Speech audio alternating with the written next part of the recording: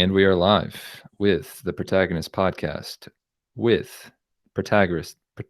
Run that back. Protagonist Ponderings, episode 1 with DA and GJ. Love that.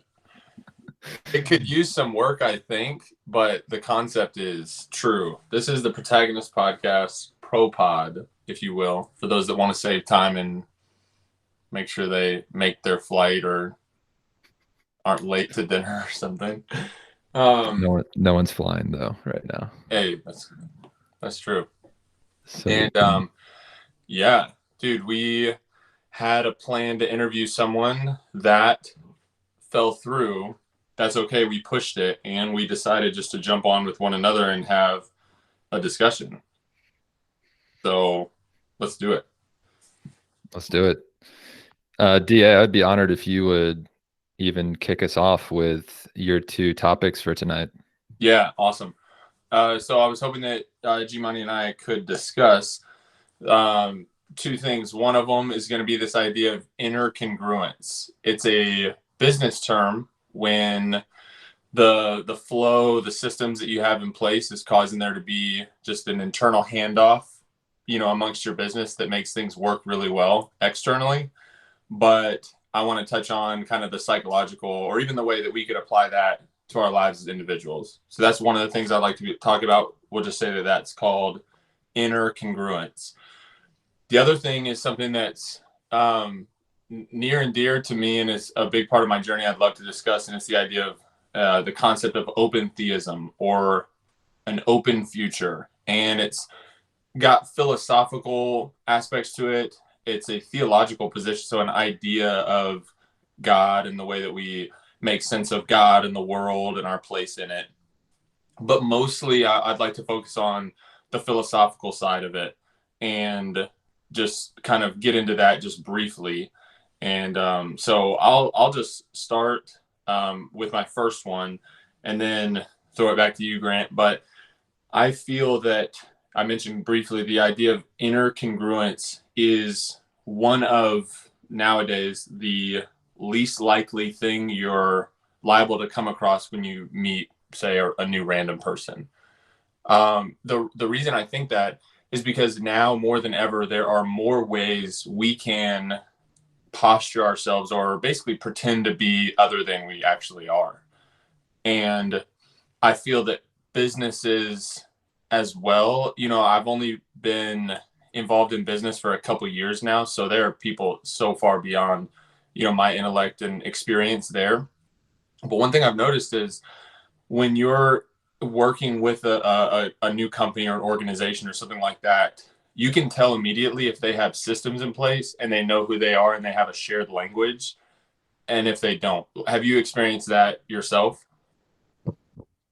For sure. Yeah. And then even I'm just thinking translating that to basketball, like players who have that unspoken language almost between them where they know where they're going to be on the court. They know each other's games. So I don't know if that's an apt example. No, absolutely. It absolutely is. I mean, because in team sports, we all know this, at least in theory, you can have a bunch of really great athletes or a bunch of really great players and they can be dismantled by a really great team.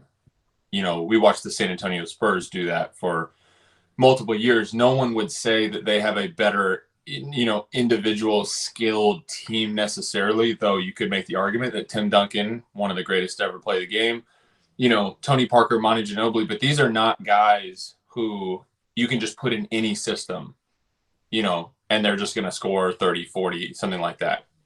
So that really just speaks to, in my opinion, the inner congruence of the San Antonio Spurs, one of the greatest organizations in the world. And getting to be a part of the Spurs organization for a year and, knowing people, some of my closest friends have been involved with the Spurs for, upwards of 3 and 4 years. There's just a shared language. Like at the beginning of our training camp for the Austin Spurs, the GM at the time, Andy Birdsong, came in and he said, "You are not the Austin Spurs. You are the San Antonio Spurs in Austin." we will be running the same plays, we'll be using the same language, and we'll be treating you guys the same. Besides the salary, we'll be treating you guys the same, so that when you do make it to this level, there's it's just seamless. And so to them, they felt like it was important to include their G League team in their, bigger picture, which I think is really beautiful. And if you have a system worth repeating, I think that, it's a valuable thing. Where I don't think, this works is if you have a bunch of individual pieces. And this is where, to kind of close my thought, to bring it back to ourselves as individuals, we've all got a bunch of different compartments and parts to ourselves, a bunch of different skills and experiences and aspects to our personality.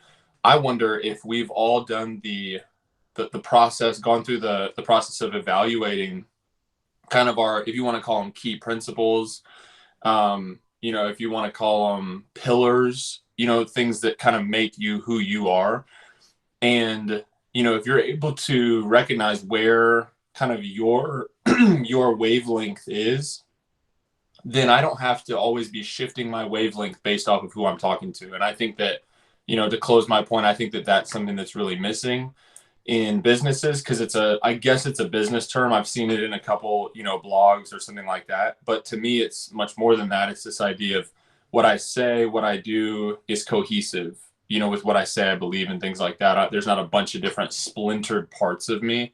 So you wouldn't get a completely different Daniel Alexander. Now you might get if you're going 5% down, we're just talking at the grocery store, you'll only see a little bit of my personality and who I am. But that as you go deeper, it would be consistent. There'd just be more, of me that you would get to know, as opposed to all these different aspects that are contradictory and things like that. Well, you say that this is important to you, but clearly it's not, and things like that. And I think that's just a scary thing for us to process through, because inevitably we're going to find things that are not in alignment, So yeah. I think that that's, in our interactions in our friendship over 10 years now, I feel like we've gotten to help one another. You've especially helped me by calling me on, my bullshit, so to speak, by just being like, that doesn't line up, or I don't feel like that's authentic or whatever. And it's actually helpful to have people who know you and are willing to say something. So that's my thought just on inner congruence. I think that we could all benefit from just an evaluation, not of how I'm perceived on social media or how I'm perceived, at the initial 2 to 3% deep, because everyone's awesome 3%, 5% deep, below the surface.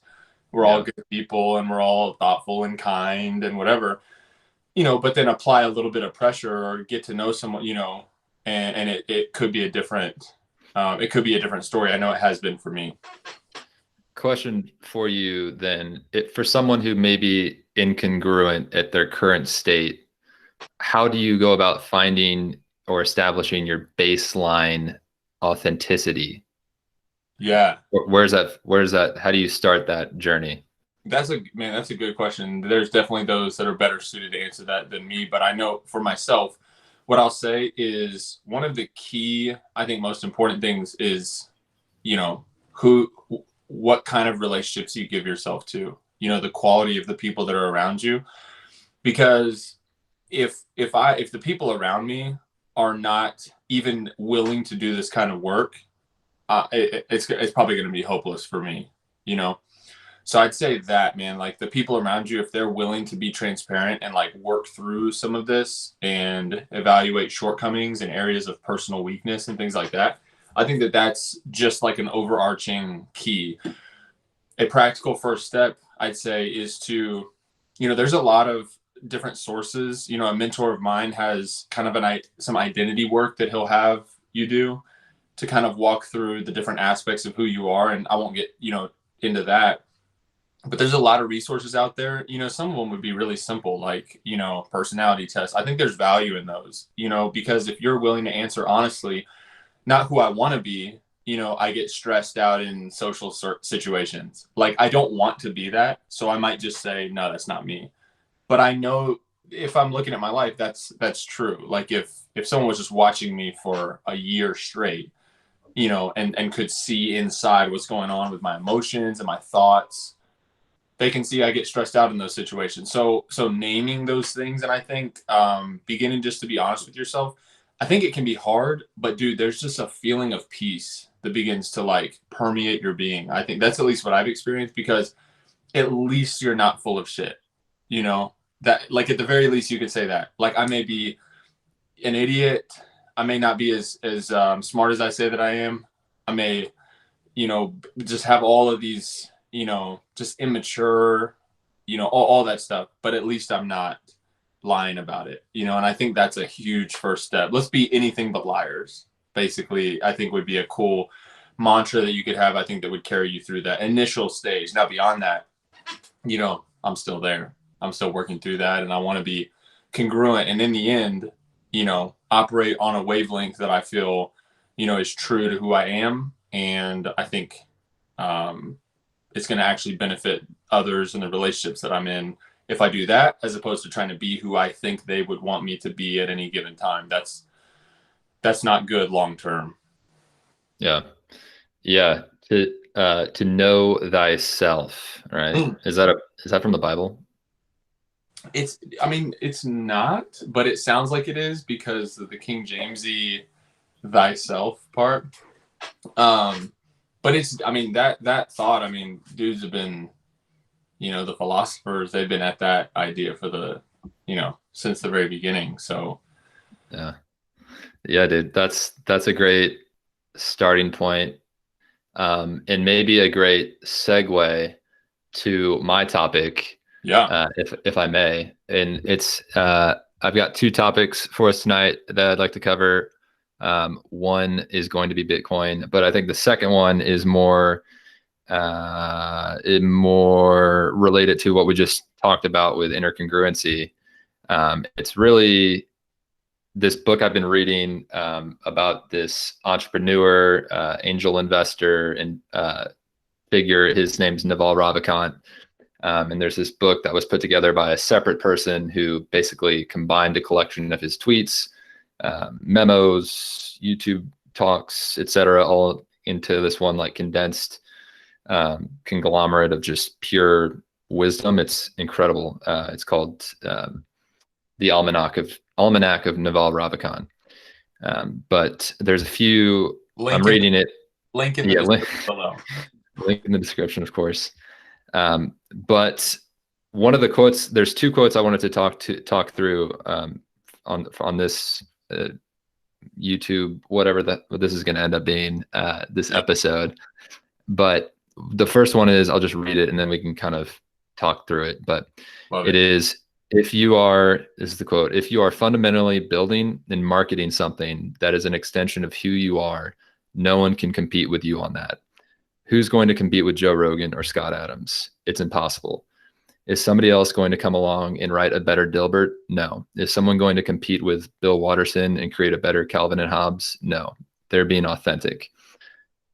And so it just really, like, it kind of hits home to the point of like, dude, authenticity at the end of the day is everything. And I mean, going back to really Protagonist, like pursuing the path that is true to you is the only way to distinguish yourself in a market full of really like copycats. There's so many people trying to follow the recipes of others and follow down the footsteps and really take that path of least resistance. But it really, all it does is it puts you in a perpetual cat and mouse chase where you're just one step behind, perpetually behind the person who's actually doing the authentic creative work. And so it's really, and there's this other kind of metaphor I've heard before, which is it basically pushes the idea of being a chef over being a cook, because a cook just follows a recipe, but a chef actually is in the kitchen creating. Yeah. And so I think, you know, life, you know, when thought of as a game, I think it's pretty interesting that, you know, when you are in a game, focus on keeping up with the competition, being the cook, right? The one following the recipe. You're always going to be, again, just one step behind of the chef who's actually doing the creating and like pushing the ball forward. So just a thought. I just thought that quote was pretty cool, especially when we're thinking about, building this brand, continuing to try to keep it authentic and not just, copy other people that we admire and then trying to like just mimic something that might be cool or, widely accepted as like a podcast or a t-shirt. So that's been a constant thing that I've been thinking about. And that quote, I think, really hit it home for me. Dude, that is incredible, especially since Bill Watterson is one of my favorite. Like, he's one of my answers to if you could have lunch with 3 people or go golfing or whatever, because he lives in the middle of nowhere and doesn't do any like additional stuff. Like, they could have made it really big and done movies and this and that, and he just doesn't want to do it. He's like, that's not what this is about. That's not what Calvin and Hobbes is. And one day he did his last one and he's like, it's done. I've done everything I can do for Calvin and Hobbes. He's not done any additional stuff, doesn't do interviews. He's like, oh, I did everything that it was meant to do. Dude, I knew you loved that. Yeah. And so, but I've never been able to pinpoint that was maybe the getting to the heart of the reason why why his work is so inspiring. But that quote embodies that so well. And it gives you encourage, like at least it makes me encouraged to be like, the only hope is just to be who I am, and not, but then it's also challenging because it's like, you have to be who you are. Like, who is that person? Yeah. And so,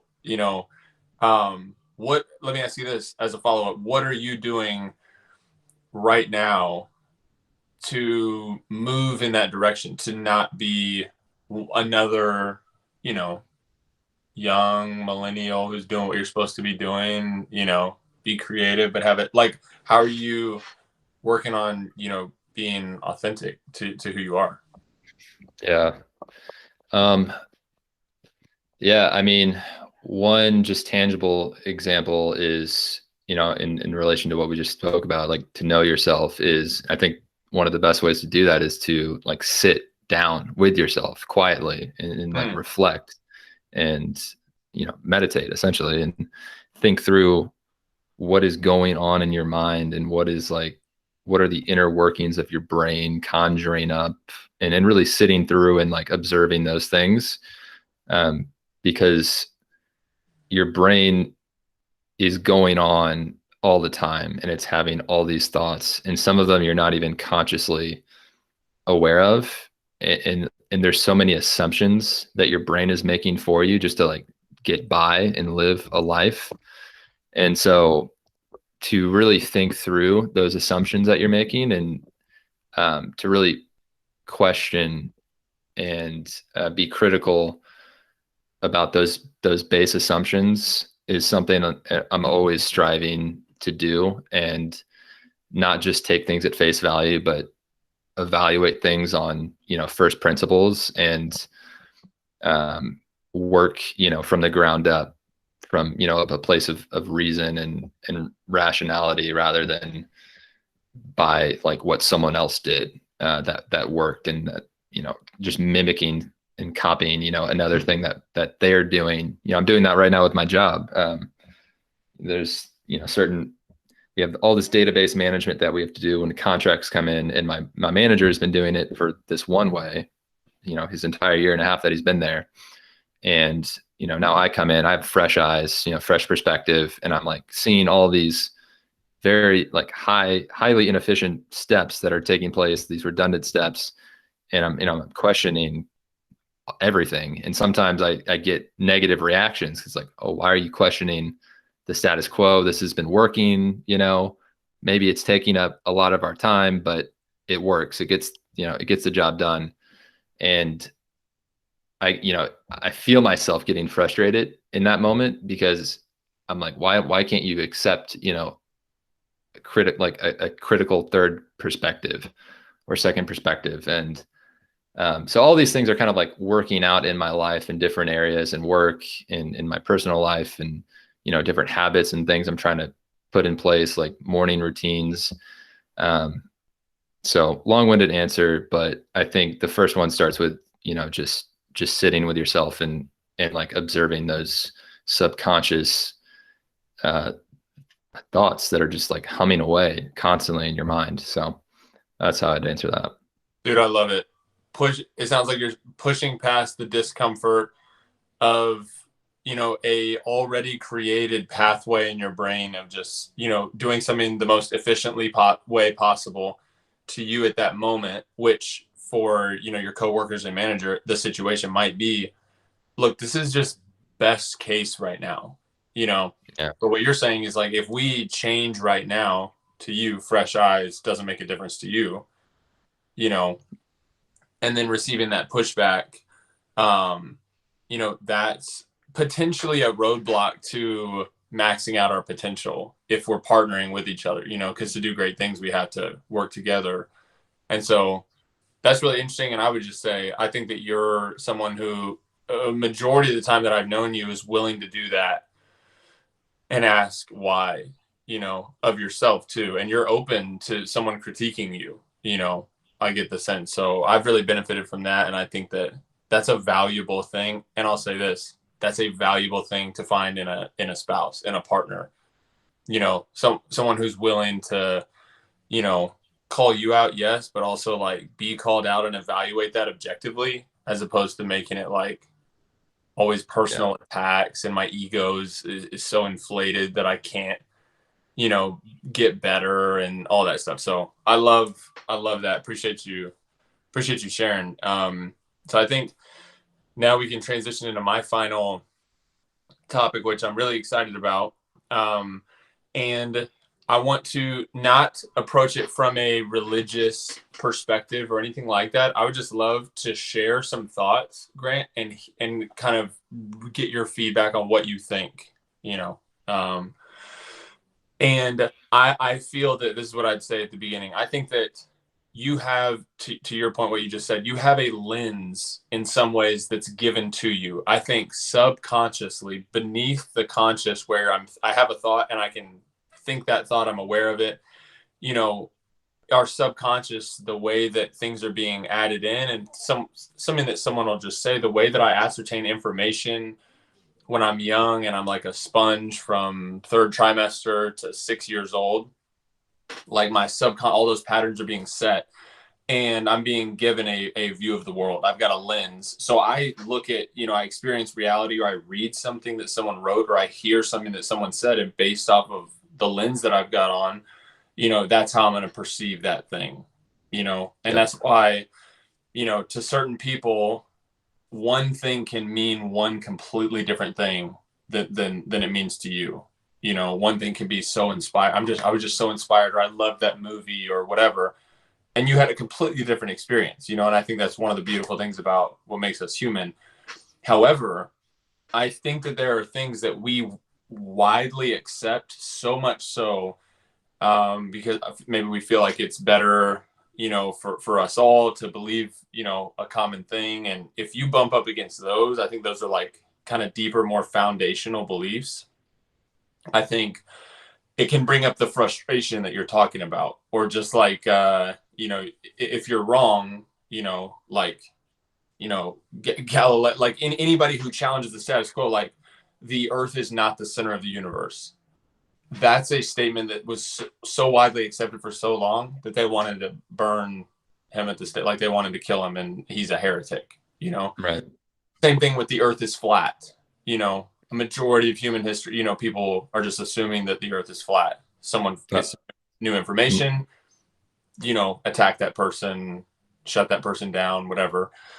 So in not as significant a way as some of those things, but still, I think really important in a way that shapes our mind. I think that the way that people think about time is largely potentially just inconsistent. And what I mean by that is I think that we think time is a substantial thing, like it's an actual, thing. And I think, within the, kind of Christian world, I'll just say this, a lot of times there's a statement that people will say that God is just outside of time. So he created time or something like that. And as I've, again, questioned that, like what you're saying, I think there's reason to evaluate that. One, because that's not in scripture. Like it nowhere. So if you're going from the Bible and saying that's your authority, that statement's not in there. And so again, people would then say the pushback would be, but it's just assumed, like you just know that, like it's just true. And I think that we think of time incorrectly in that it's just like a line, and the future exists out here and the past exists out here, and we're kind of somewhere right here. And the future that's kind of set out for me, if I could just see 10 years down the line, if I could just know. And what I think is that the past does not exist and the future does not exist, that neither of those things exist, and we're traveling through time and space, together on this planet, and the present moment is all that's real. And I think that has profound implications for the way that we live our lives, actually. One of them is because none of your excuses matter. Like none of those things make sense. You cannot say, oh, well, it was destined that this would happen, or, I had really no choice. And like those things go away, because that's not true. That's not the case. And so I just know, to kind of close that thought, I know that it's been really beneficial for me to consider the possibility that instead of things being mapped out ahead of time, and, if you believe in God or a higher power or whatever, that being already maps everything out for you or knows what's going to happen. I think that takes away a key part of what it means to be human, and actually actualize the kind of life that you want and be shaped into the kind of person you want to be, as opposed to making the excuse that this is just kind of how it was destined to be and things like that. So, there may not be, that may not be that interesting to many people, but because you let me pick we talked about picking some topics, like that's really interesting to me, and has really helped me just to consider this possibility that I'm so thankful to be alive right now, and in this moment. Like, to me, this is the present moment is all that we have, together, all of us. And I think, to think about time in this kind of linear, that what was set in the future is going to happen and things like that is just unhelpful at best. And, can ultimately diminish your potential in actualizing when possibilities come along, when different decisions, like doing the one that is right, or the one that is going to lead you to the life that you want, like taking those moments and being so thankful for those moments, I think is really, really key, at least for me. And, some might gain confidence from just this feeling of it's all going to work out for me no matter what. But I just don't see that, because I know a lot of times it doesn't work out for people who just want it to work out for them, whatever that means. So Yeah. That's my thought on kind of the idea of an open future. Yeah. And if I can attempt to summarize, essentially what you're saying is the past is basically up for interpretation, because unless you record it your entire life, which I guess a lot of parents are maybe doing nowadays with their kids. Right. You can't be for certain necessarily what happened in the past. You certainly can't be certain of what your thoughts were at any given time in the past for all the years that preceded up until now. And the future is certainly undetermined and uncertain. So to your point, the only thing we should be really focused on and place, all of our chips on in terms of energy is the present moment. And I guess maybe just one follow-up question would be, how has that viewpoint benefited you practically in your life? Yeah, thanks for the question. I thought that I have some, old theologian. I think he said the best way to prepare for the future is a present well seen to. And so I would agree that what you said. I think in the past, like right now, it just like you said, it doesn't exist. It's not like you could go back in time necessarily. That's not a possibility, unfortunately, because a lot of my favorite movies are time travel movies, ironically. But, so the way I perceive that really matters in helping me make the kind of decisions I want for the future. But dude, how this has helped me, to answer your question, is, and I don't know if this is but just for me, coming, growing up in an evangelical background and, having this picture of God that is in control, and these, this framework for God comes from just like little, almost throwaway lines, almost cliches. And I think that's kind of what you were referencing. Like, let's question what we mean by that. Hey, how you doing? Good. How about you? Good. Like, that doesn't mean anything most times. You know what I mean? It's just a kind of a rhythmic thing that we do when we see each other. And if you don't answer that in that way, you disrupt that thing. So, this idea that, that I was given, the framework is like God is in control. Everything that happens is for a specific purpose. So you can like really read into, okay, why did that happen? Or what was the meaning of that? And dude, I'll just say for me, like, it caused me to just live with such a low level, constantly anxiety. One, wondering what that determined thing was for me. Was it going to work out for me well? Do I have that much of a say in the reality that comes to be that I experience? And I guess like, a couple of years ago, I feel like, I evaluated that and then rejected that by placing a new kind of, principle there. And that was, God may have decided that this is going to happen, or he may have that, or circumstances may just be on such a set path at a certain point in time. Like, you can't actually change it. I think that that's probably true in some cases, but I'm not going to worry about that. What I'm going to worry about is every single thing that I can control. And in some ways, dude, I think I just ruined opportunities for myself when I was playing basketball, specifically, is how I think about it, because I believed this thing. I believe that, it's just going to work out for me, or because I want this to happen, or, God's got a good plan for me. And then I wouldn't work as hard, weirdly, or I wouldn't, I would just kind of, oh, well, I, trust God or something like that. And it just became this like thing. And it, I feel like, left me feeling empty. And now I'm just convinced that that's not, whatever your perception of, my perception of God, it can't be that he's like, he wants a bunch of people who are like passively floating through life. There's no way. And so for me, this changed, mindset has just really helped me, I think, take advantage of moments. I decided I want to marry this girl, and I got married like as soon as we could. And I want to do this, and I want to like try this. And it just has helped me step out of the box of this comfortable kind of perception I had before. And I just feel like I've been able to actualize some really exciting things that I know for certain would not have happened without this perspective. So that's how it's been helpful for me. I love it. Awesome. Well, dude, my other topic was going to be Bitcoin, but I'm actually would rather just actually talk about my second quote from this book, because I think it just is more in line with this entire conversation. Bitcoin deserves its own thing. So we'll talk about that it really does. Bitcoin hit 25,000 on the 25th on Christmas Day. So that was a momentous and iconic just congruence, if I may. If I may, you may.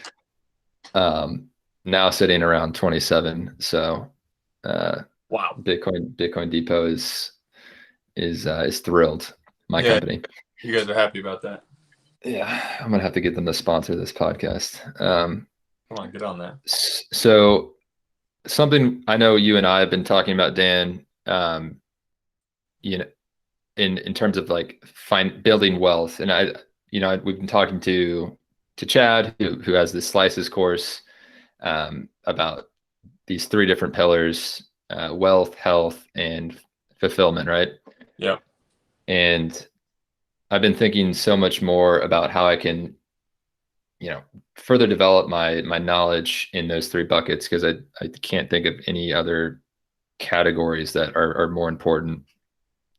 But this quote is, falls pretty squarely within the wealth bucket. It's something I've, continuing to think about as I, even today, like I was able to help out Mo and his girlfriend, my roommate, and his girlfriend kind of like set up their IRAs and help kind of provide some groundwork for how they think and go about investing, which I think, there's just so much of a financial illiteracy epidemic that's going on. And it's a shame because I think the way that it's currently set up and people's current foundation and knowledge of wealth and finances is setting them, a lot of people up for failure. So I'll just read this quote and then we can talk about why that ties into what, how I just teed this up. But the quote is, if you don't own a piece of a business, you don't have a path towards financial freedom. Simple enough. But it goes on to say, essentially, people seem to think that, you can create wealth and make money through work. But a lot of times that's not going to work, because wage work that, money that you earn through labor, you always have to put in a certain number of input, X hours of input for every dollar of output. And you're always tethered to that. When you take a vacation, when, holiday comes around, like you're not making money really. And so ownership, your assets are earning money for you in your sleep. And that's so important. And any wealthy person owns assets.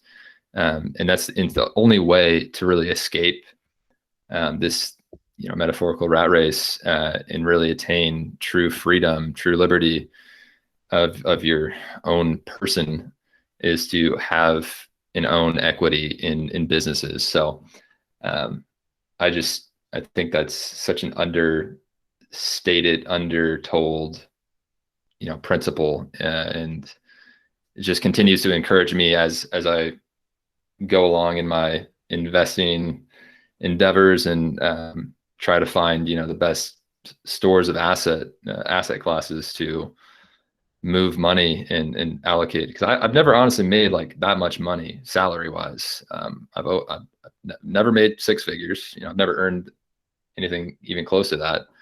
But I've continued to be able to kind of like secure and grow a nest egg for myself because of owning assets, owning stocks, now owning, Bitcoin, which is seeming to be the, one of the best. It is the best performing asset of all time, actually, and is outperforming gold, outperforming the S&P index, outperforming, just so many traditional asset classes. So I guess we did get to throw Bitcoin in the loop here, but yeah, that's all I'll say. I'm excited about getting to help maybe more people and continue to learn myself about how to grow wealth and manage the investments I've made for myself so far. But I am passionate about that a lot, and hope to be able to help, other people down that path as well. Dude, that's really beautiful, because anytime we get to talk about that, I feel that you're clicking along with, your passion. I feel like you're finding that, in these past couple years. And so it's been really cool to see that. And I know that you're going to make a lot of positive impact. One, because you kind of live out this stoicism, minimalist deal anyways. So I don't feel like you're a really greedy, selfish person, depending on how you're defining that. And so I feel like it's awesome that you're gaining some of these experiences and you have these tools, and that the thing you want to do with it is help people, as opposed to just kind of do your own thing, which I think a lot of people would do with that kind of information.